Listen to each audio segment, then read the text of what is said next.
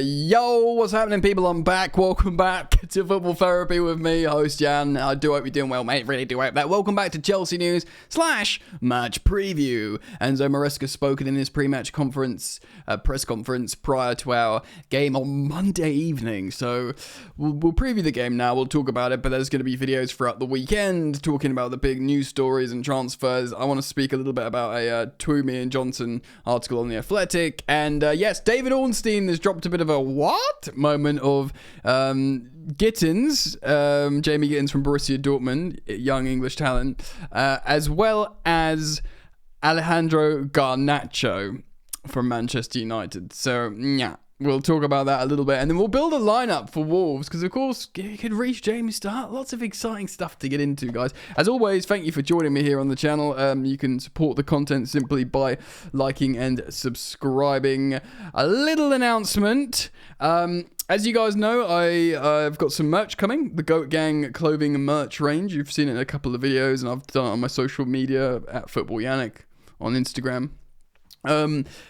Monday, it's going to be a pre-order. You guys have been asking me for 5-6 years I've been doing this, but for years people have been asking me about merch. I'm finally doing a sort of clothing merch line, Goat Gang. We might expand out to a bit of Mandem FC or something if you guys want it. But Monday I'll be releasing details, so either follow me on Instagram or I'll tell you on here on the community page, and we'll get into it there. Alrighty, let's just quickly set this up. Okay, citing an article first from The Athletic. So a little bit more information on Nkunku and Matthew's tell, and then we'll speak about Garnacho before we're building a lineup. So I'm going to read through the article now. Again, Simon Johnson and Liam Twomey of The Athletic. So Chelsea and Bayern Munich are exploring separate deals to sign Matthew's Tell and Christopher Nkunku. So this is today. This was released not long ago. This is up to date. Genuine stuff happening. It's rare for players to trade clubs in concurrent deals, but those moves are becoming more common in the world of PSR regulations. Chelsea were involved with similar deals with the Premier League this summer. We did it with, of course, Aston Villa, getting Ian Matson there and Kellyman back to us. If the moves did happen, what impact would they have on the pitch? Why would Chelsea be willing to let Nkunku leave? Does this sale have PSR benefits? And would UEFA view the how would UEFA view the transaction? So why are Chelsea prepared to let Nkunku go? Well, we've done this to death, but let's see what they're writing. A move this month makes sense for both parties this month. Nkunku is one of the highest paid Chelsea players, but is not playing enough to warrant that status. I think we all agree. Reducing the wage bill is one way Chelsea keep their accounts in order. Chelsea have entered 2025 intending to make tweaks rather than mass changes to the squad. Signing another forward is on their wish list, and while Nkunku is the club's joint top scorer this season with 13 goals, he's scored only 5 times in the Premier League since he joined Chelsea in 2023. Of course, that he's been injured though as well. As reported this week, the clubs value him at £65 million. So this is what I spoke about in this morning's video. $80 million, but they are prepared to wait until the summer to get the best deal. To me, that's fanciful to make such a profit on Nkunku. I don't think he's done anything for Chelsea to get a profit on him, apart from being injured for a season and scoring a few goals in the Conference League. Me personally, I think they should try and break even, but maybe it's just a briefing. They say that and then they're happy to accept less. Who knows? As The Athletic reported in November, Nkunku's grown unhappy at Stamford Bridge. I think we can all see that. He started just 3 Premier League games, with most of his minutes coming in the Conference League and the Cups. Nkunku would have expected to be a regular in the senior team. The striker also knows he needs to be playing from the start to fulfill the ambition of representing France in the World Cup, of course. We paid Leipzig £50 million. So why do we think we can make £15 million profit? Like I said, for those reasons. To sign and remain in a strong bargaining position, despite Lukaku, Jesus, PTSD there, and Nkunku's lack of game time. He has 4 years left on his contract. I guess that's why. The 14 cap international, and at 27 has many seasons left at the highest level. Chelsea have embarked on some players to keep no matter what, including Cole Palmer. Thank goodness for that. Jeez, don't let Cole go anywhere. He's the only one who scores goals for us anymore. But Nkunku's not one of them. Would this have PSR benefits? A transfer fee can be amortized on the books for up to 5 years. For example, when a club spends £20 million on a player, they can submit that fee at £4 million a year, spreading the fee. Let's say the club spent £20 million on a player, then sells a different player for £20 million to the same team. Both sides can win from a short-term PSR perspective, or we sell you one each and hack the system. Naughty or clever? Well, like I said earlier, I said this in the video earlier, Haaland, a 9.5-year deal. Everyone had a go at Chelsea when we were doing it, and I cited maybe 400k a week. By the friggin' way! It's 610 or 20,000 pounds a week, by far the highest salary ever given out in Premier League history, and they've committed to a 9.5-year deal.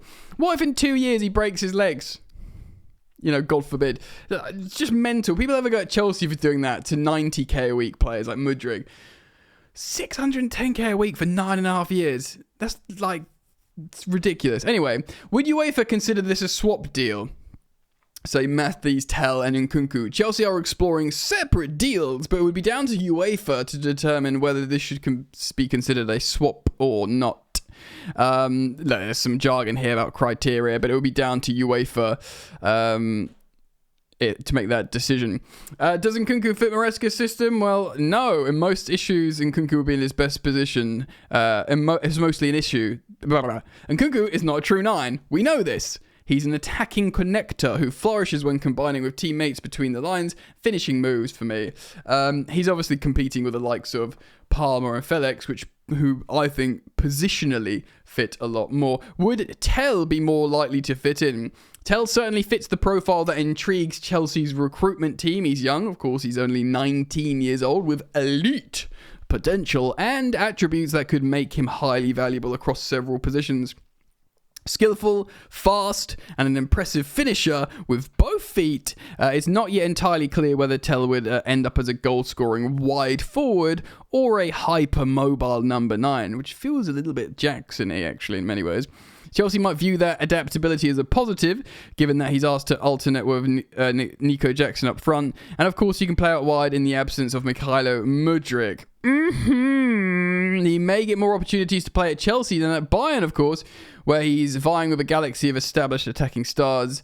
He lacks Nkunku's pedigree, but decision makers at Clearlake Capital, Chelsea's co-owner, have repeatedly exhibited a willingness to trade known production for a potential upgrade in talent. See what happens there. Like I said earlier, it'd be an exciting signing, but lots of us just want to sort of be a bit more of an experienced centre forward that's just going to score you goals and is a bit more of a big boy, you know. Here's a bit of a fever dream. Look, Garnacho's a great player. 38 minutes ago when I first opened this page, David Ornstein reports Chelsea make Garnacho and Gittens inquiries. Chelsea have made inquiries about Manchester United's Alejandro Garnacho and Jamie Gittens of Borussia Dortmund, as they consider to bolster in the wide attacking areas. The 20-year-old wingers, so they're both young, again fitting Chelsea's MO, are among multiple candidates of interest to Chelsea as they explore potential signings. Conversations remain at an early stage, with Garnacho and Gittens fitting the profile to the West London club and are pondering to bolster head coach Enzo Maresca's squad. Look, if Mudryk is going to be banned, maybe that's the vibe, then we need another left-sided attacker, because Neto, Noni, and Esteval right-sided, and you're kind of left with, Sancho on the left with maybe Neto filling in. We saw Noni go over there recently and sort of did okay, but we need like a dedicated left-sided attacker, which of course, you know, you could say Garnacho is. I'm just going to quickly look at transfer marks for Jamie Gittens, because I know he's coming for a Borussia Dortmund, exciting young Englishman. He's just so tough being an Englishman at the moment at that sort of age. So his main position is left wing, but he can play right winger. Pretty much like Sancho, essentially, Jamie Gittens. He has 7 goals and 4 assists in the Bundesliga this season, which is pretty good for a winger. For a Dortmund side that's underwhelming as well. So that is 11 goal involvements. in 17 games, and a goal involvement every 160 minutes, which is pretty elite for a winger. Now, Garnacho has been playing for like the worst Manchester United team in the world, and it's only the insane form of Amad Diallo that's shining through. So he's very, very young, Garnacho. Again, predominantly a left winger, can play on the other side, but he will probably think, oh, come to Chelsea to play on the left wing. Now, he scored like one of the best overhead kicks I've ever seen. That's my, like, you know, thing of Garnacho at the moment. He's got 3 goals and 1 assist. Now, I must say, I don't want Chelsea to sign Garnacho. Even if he's been on the blower to Jadon Sancho, like, yeah. Oh, well, I've revived my career over there. It's like, you know, it's serious business, and do what you do, and we can rotate on the left wing. It would be funny if he comes to Chelsea and does really well, just like it has been with Sancho, but let's be real. He'll cost a lot of money, like £60 million, I think. Again, it's pure profit. Everyone's copying Chelsea, man. The 9.5-year contracts, the pure profit academy sales. Certainly Man United are trying to do that. They're trying to sell, you know, they sold Scott McTominay academy products. They're trying to sell the likes of Rashford for money, if he's on too high wages, or Garnacho. These are all pure profit sales, and then, you know, I imagine we'll see more of the long contracts all over the gaff here. I don't. If he comes, and great, he's 20 years old. He has looked really good, but Man United fans, a lot of them, and I've seen on social media as well. He's got some believers. Obviously, they in the stadium they sing the like, "Viva Garnacho," like "Viva Ronaldo" chant and stuff sometimes. But personally, like, he's got like 3 goals and an assist or something in like this season, but to be honest, it's so hard to judge anyone that's not called Ahmed in that Man United disaster. I'm not signing off on it, like, personally. I do think he's looked really great sometimes, certainly last season at times, and there is obviously a really good player in there, and who knows, maybe if he was coached by Maresca and got into the system, and he does run a lot, maybe he'd be good, but damn. Let me know what you think on that. Alright, so Chelsea play Wolves. Wolves started really well under the new gaffer, like 2 wins and a draw, including beating Man United. I think they've lost the last 2 games 3-0, but to good teams, to Newcastle and to Forest. 2 teams that are above Chelsea in the Premier League table. Now, I'm trying to work out, is Cunha returning? Because he's served a 2-game ban. I have a feeling he might be returning for Chelsea, which of course is effing terrifying. So let's try and build a lineup here. This should be kind of fun for a couple of reasons. Firstly, we're obviously going to have Rob Sanchez in net. Now, Cole Palmer did get a little kick. He hadn't trained today, and I don't know if it was open training or not, but he didn't train. But despite all that, I don't think he's got an injury. And I think he is going to play here. You know, again, Palmer, even with not 100% fitness, he's the only one who can score. As long as you're not risking serious injury, you're going to play him. Similarly, it's going to be Jackson. I think he played quite well in most of his aspects of his game last time out. Not so much the finishing, but he looks really useful. Again, I'm totally okay with us signing another striker and playing said striker over Jackson for a while and letting them compete. But it's not going to be Guiu for as many, even if some Chelsea fans want that, that's simply not going to happen. And it's not going to be Nkunku, you know. So let's put Jackson there. Now, it's going to be Cucurella. Hopefully, less of the pantomime villain Cucurella and a little bit more of the just good performing, playing really well. Now, Levi Colwill will, of course, keep his spot in the left centre-back role.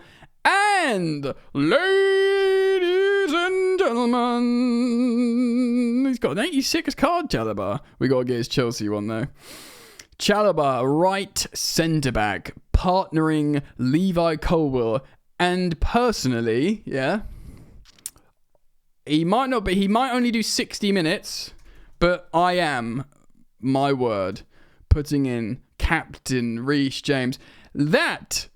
If Reece James could play left back and you could play Joshua Chiampong and then Chalobah, and you could have a full Cobham graduate backline to get Cucurella out of her. To be honest, if Cucurella is like inverting up here and like Cole was tucking over, it will be a back 3 of Chelsea Academy graduates, which is lovely, isn't it? It's lovely. Caicedo, no more right back silly business because it made me worry. Laviez didn't train either. I think he's more going to be off the bench because he can systemically help us. I didn't think maybe I was harsh on him in terms of the last performance because of his mistake, but I think he gassed out. I think, give him 30 minutes or something. And Enzo Fernandez has been... Soraya in the pre-match press conference asks a great question about Fernandez. He's the highest chance-creating central midfielder in the Premier League this season.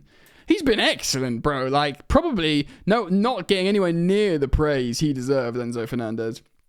But, yeah, starting him there, running into that pocket there as well. And, probably having to be a little bit more reserved as you don't have an inverting right back too much, but combining there. James probably tacking in a little bit so Caicedo can move over.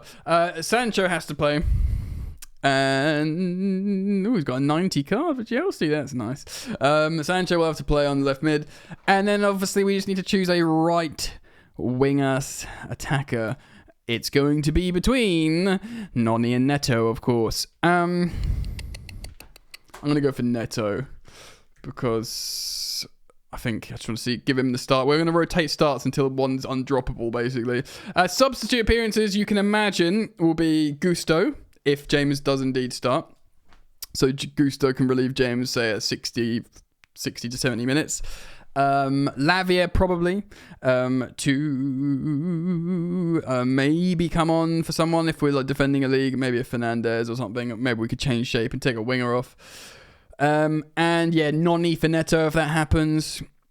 And yeah, maybe depending on the game state, maybe we can get like a kid on or something like that. Right, Wolves, very, very tough. It is at home, but then again, our home form hasn't been great. The only thing you can bank on is Palmer getting a goal or assist at home. Okay, so if we do get Chalobah and James into the back line, I'm feeling a bit more leadership there from the start. If we go down a goal, I can feel a little bit more like thrust. They have lost 3-0 2 games in a row. They are good though. If Cunha comes back, I just feel like he just will score against us because he's so freaking good. I'm going to say Chelsea win this game. Oh my God, touch wood. Please, God, Chelsea win this game. We concede a goal because that's just our style. That's our signature. And we scored 2, which is enough to win for us. And I'm going to say Chelsea win 2-1. Baby girl. What do you think? Comment down below your thoughts on everything I've spoken about, the transfer, the preview.